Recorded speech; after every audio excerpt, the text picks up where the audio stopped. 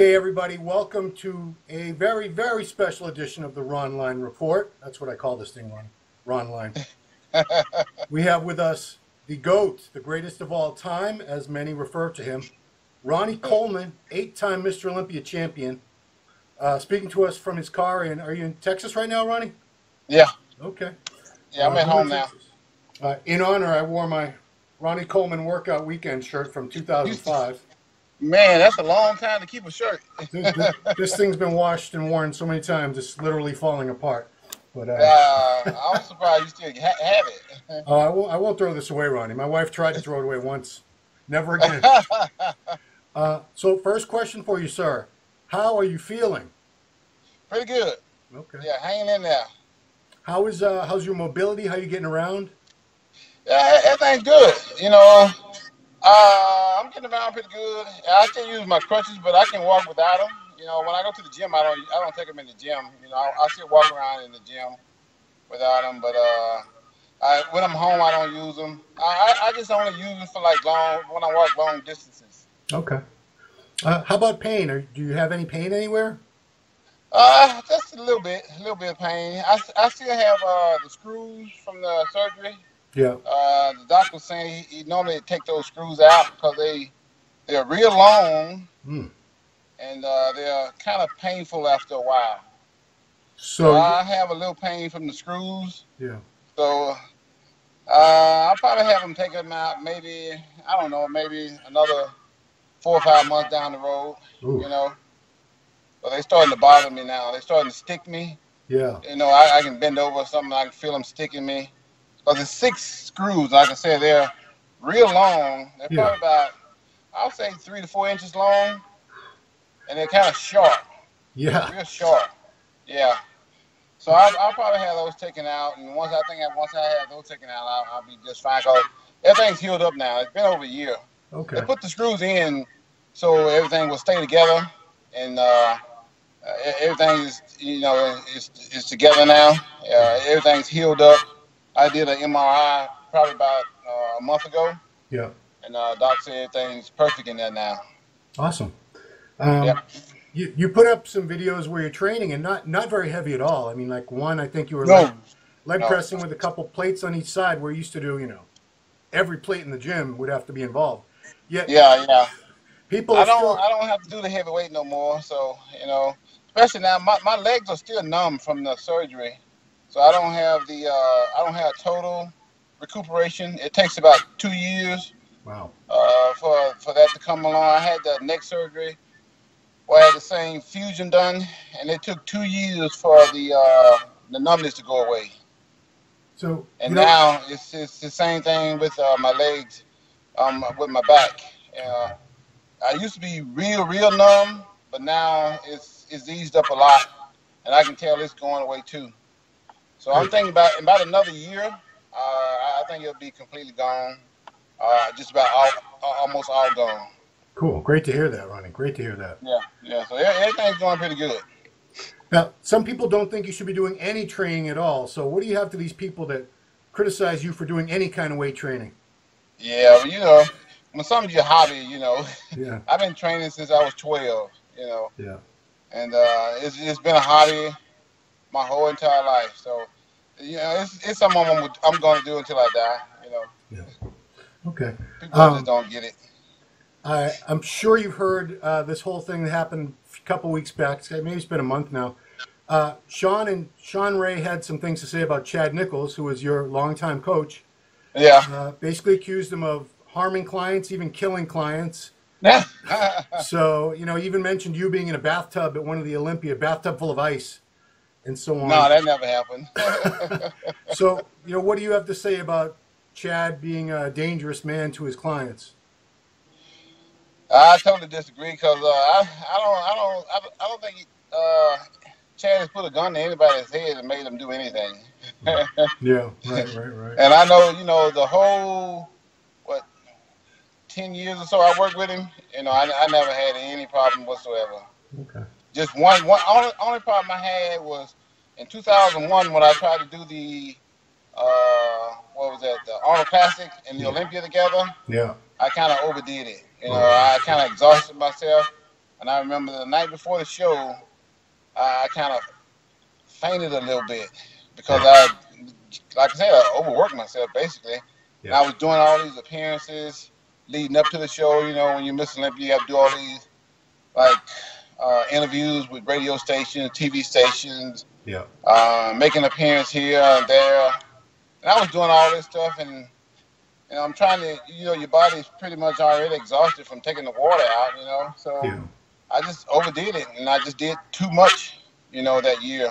And that's the only year that I had trouble, and that wasn't him, that was me trying to do too much, Right.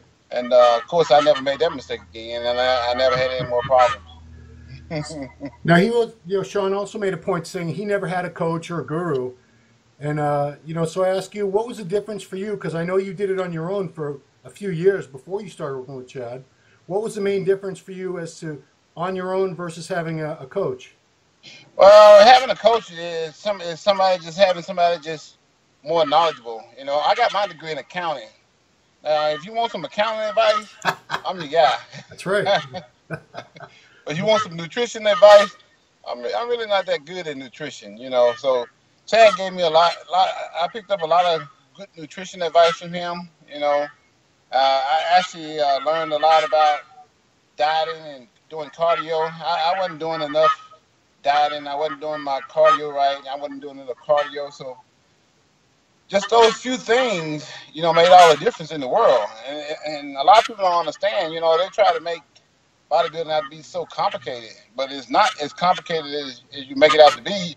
It's just having the knowledge that you need. That's what it's all about. Yeah. And if you don't know, I don't think Sean Ray won too many Olympias or too many other shows out there either. Yeah. Eight so, less than you, I guess. He probably could have learned a lot more than he thought he knew. Like, I thought I knew everything too, until I got with somebody that knew a whole lot. I did okay on my own, but I did a whole lot better with somebody that was more knowledgeable about it. Some people have all these egos, and their ego get in the way of them thinking they know everything, and it just harms and makes it worse. It makes it worse for them. Yeah. But a smart person, goes out and finds somebody who's knowledgeable and makes themselves smarter by doing that, and they learn more. It's just like when I was playing football. I didn't know all these techniques and things about, defenses and all that stuff until, I got with coaches that taught me all this stuff. Yeah. I didn't know all this stuff on my own. I also found out that certain coaches knew certain things, and the more knowledgeable the coach, the better the athlete. Yeah. Are you getting into coaching yourself now? I thought I saw something the other day. Yeah. I'm getting ready to start up here real soon too. I figure, I have all this knowledge and I learned all this stuff. So I feel like, if I can help somebody, I'm going to help them. Yeah. I've made a lot of mistakes, and I think I can be real helpful. But I don't want to, try to take on too many people. I just want to help a few people, not a whole lot, because I don't want to. I know with my schedule and what I got going on, I'm not going to have a whole lot of time. Yeah. I've trained people in the past, and most people that I've helped, did real good. Yeah. Yeah. So, I figure I'll help a few. Yeah. And not a whole lot, and that way I can, give out some real good quality advice. Because I know the time you really have to spend with people, to get them going and get them motivated and get them on the right track. Yeah. I mean, are you ready to get 20 to 30 text messages a day from these people? Yeah, I think I'll probably be better off, just when me and Chad did it, we talked on the phone a lot. Yeah. So I think I'd be better off just talking to them on the phone, doing Skype or something like that, Yeah. Okay. But yeah, texting ain't really a good way to give out advice. No. People get misled that way. One thing I wanted you to talk about, because I've argued with people about this on the boards for years and years. 1991 in Poland, you turned pro, winning the World Amateur Championships, the IFBB World Heavyweight. Yep. You were You're 5'11", same height you always were as a pro, but Yep. about 215 when you turn pro, correct? Yep. Now, Or less. people have a hard time believing that you were natural then. Can you say once and for all that you were or not? I mean, you had to be. I was drug tested before I got there, Yeah. and I was drug tested when I got there. Yeah. So they didn't just let me in, you know. Right. Right. I had to pass those, you know, and only certain people can go to those shows, you know. Right. Because when I did it back then, Kevin won the nationals. Yep. But Kevin didn't show up to take the test. Weren't you the only heavyweight that showed up for the test? I was the only heavyweight that showed up. This is like a class of 25 guys, I believe. Yeah, no, it was 43 of us. 43, and you're the only one that volunteered to take a drug test for the. Yeah, I was the only one that showed up to take tests. Okay, well, I think that kind of says it all right there. I mean, plus the fact that you competed at almost 300 pounds years later. You know. Yep. If it had taken you, if you had to be on drugs to be 215, I don't think you would have put on another 85 pounds of muscle beyond that point. No. And you got to look at the fact that it took me, at least about another 8 years or so to get that heavy. Yeah. You know, I didn't put on all that weight overnight. You know, it took a long time to put on all that weight. I didn't actually, I turned pro in 91. Yeah. I didn't compete at almost 300 until, what was that, 04? Yeah. Yeah, 04. So what's that? Almost, what? I'm bad at math. 15 years. 15 years. So Yeah. It took me a long time to put on all that weight. Wow. Okay.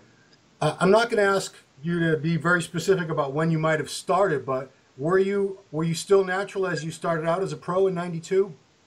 I was natural for about the first 3 or 4 years. Wow. Yeah. I even competed in the Olympia natural. Can I ask you why? That's the way, you know, that's the way I thought everybody was doing things. At least that's the way I was doing things back in those days, you know. Yeah. I mean, were none of the guys talking to you? Nope. Wow, that sucks. But I was doing okay. Yeah, you were. I was doing okay for, you know, a natural guy, you know, with a job and everything. Sure. So it wasn't like I really needed bodybuilding to make it in life, you know. I had a good job, so I really didn't need bodybuilding. Yeah. I had good benefits and everything, you know. Of course, you don't get it in bodybuilding. Right. So I had a good life, you know. When I first got into bodybuilding, you know, I really didn't need it. You know, it took me a while till I got a sponsor. You know, Yeah. I turned pro in 91. Yep. I got my first sponsor, Metrics, in 95. Yep. Yep. And that So, wasn't you know, even as a pro, I didn't have a sponsor or anything. And Oh, am I wow. right? You didn't even get that sponsor metrics until you already won a pro show, isn't that right? No, I got it right before I won. Well, at 95, I did win. Yeah, you're right. I won the Canada in 95. Canada Cup. Yeah. Yeah. So I got it right around the time I won in Canada. Okay. Yeah. Now, a couple of your peers have been making. One made a comeback, Kevin Levroni. And looking good. Awesome. Yeah, what did you think about Kevin? Totally off the chain awesome. Like unbelievably awesome. I saw him this weekend at the FIBO. Yeah. And man, he's 260 pounds, Wow. shredded hard and huge. He looks like he did 15 years ago. Wow. I don't really understand. I guess, you know, Al Beckles did it too, but to see guys like Dexter and Kevin, and now Flex is doing it. Yeah. You know, I think, you know, about myself trying to do that. And I wouldn't have a snowball chance in hell looking like that. Yeah. You know, I can't put on size like that no more. You know, Well, this is it gets that big no more. Well, you could if you didn't have all these, you know, injuries and things that happened to you. Yeah, of course, I've had 7 surgeries. Yeah. And I got a lot of artificial body parts now, so Yeah. yeah, maybe if I didn't have all that, you know, of course I probably could, you know. Are you looking forward to seeing what Flex looks like? Yeah, I'm really excited because Flex. I was always a big fan of Flex and also Kevin too, you know, back in the day. So Yeah. I'm actually looking forward to see what Kevin gonna look like because he looks great now. Yep. I can't imagine what they're gonna look like in another was the Olympia like 5 months away? Yeah, 4 or 5, yeah. So, Yeah, I can't imagine what he's gonna look like in 5 months. was he showing the legs at all? I didn't see his legs, but his upper body. I mean, at 260 and be as hard and big as he is now, Yeah. his legs got to come up a little bit. He Right. said last year that he had this problem with his legs. He had some nerve damage or something in his knees. Yeah. He said he got that fixed. And now he's going to be able to put some serious size on his legs. So I will be at the Olympia to see that, you know, how he looks.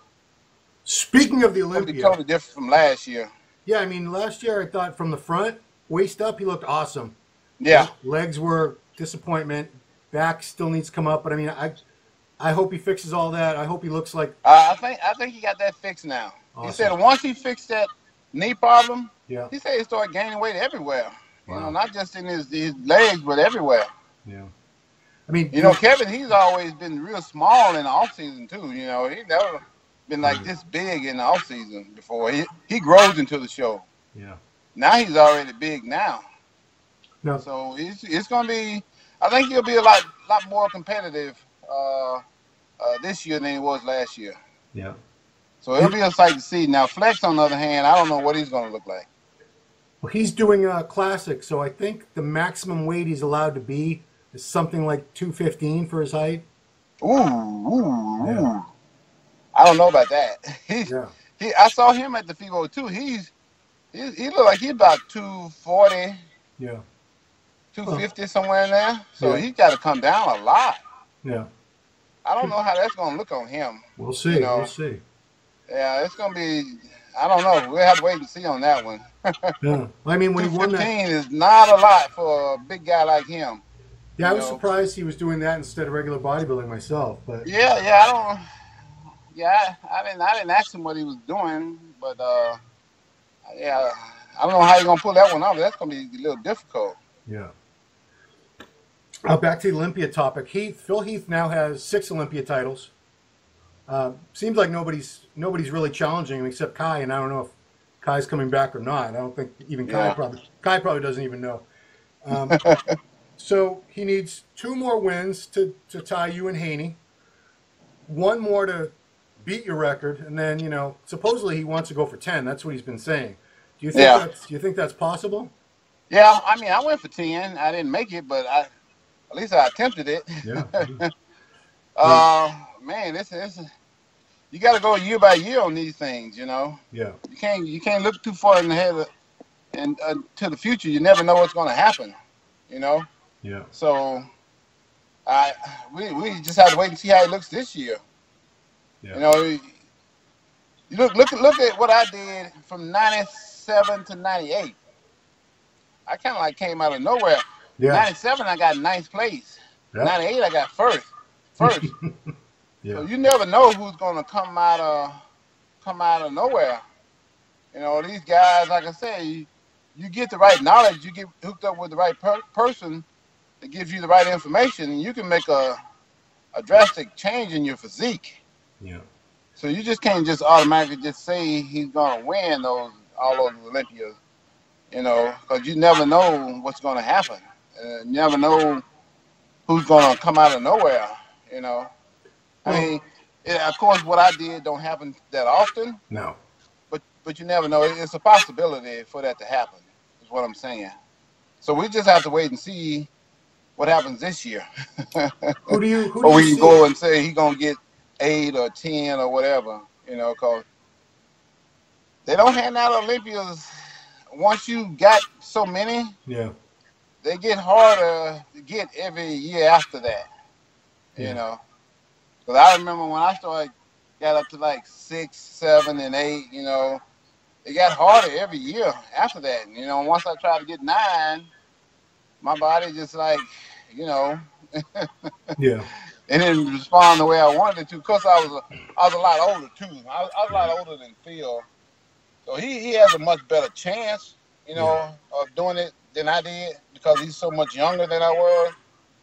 But still, you can't give it to him. You got to go out there, You gotta, I gotta get everything, get everything together. Got to pull everything together. You gotta stay focused. Now he was trying to run his own company for a while, and that got kind of like got in the way, and so he had to let that go. Yeah. Now he's working for somebody else, and see, when I was competing, Yeah. I had people that were looking out for me. I just went and told Joe, look, Joe, if you want me to win the Olympia every year, then you can't be giving me all this work, because they had me get guest posing at shows like 7 and 8 weeks out. Yeah. I was like, Joe, I can't be doing that kind of stuff if you want me to win this thing. I need to be totally focused on winning, not working, these outside, outside jobs. I just need this. I need just one job, Yeah. and that's to win the Olympia. And I need to totally focus on just winning that. So Phil he's working for somebody else. They might not have those same goals that he had. They may not care about him winning or whatever. They want you. They want you to work for them and do what needs to be done for them to make money. Right. Some people have also said that his chances are better at possibly breaking the record. They say, on one hand, they criticize him. They say he doesn't train as hard as like Ronnie Coleman, because Phil doesn't deadlift, he doesn't squat, he doesn't bench press.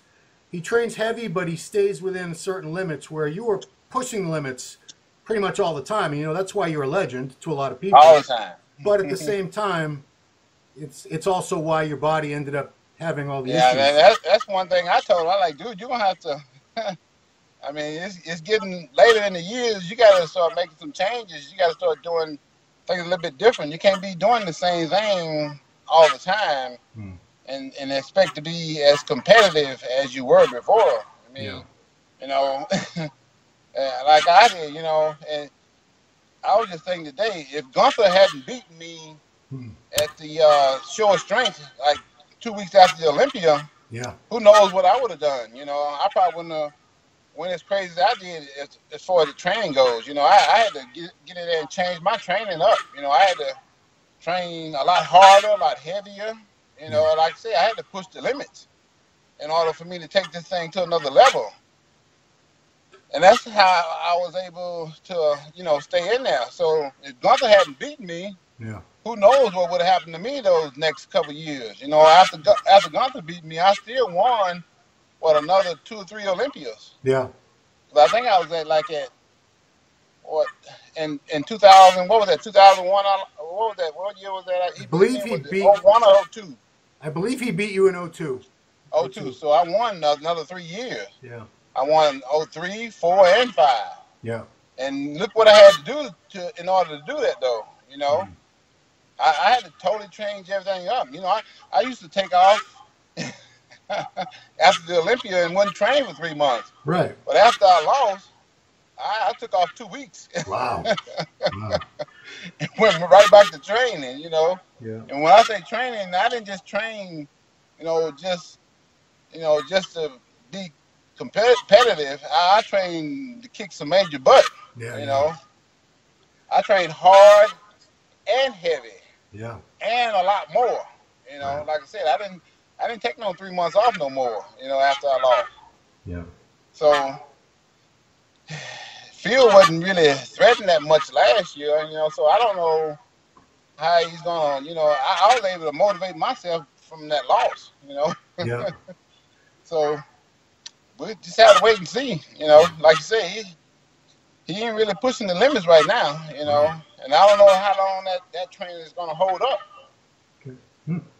Okay.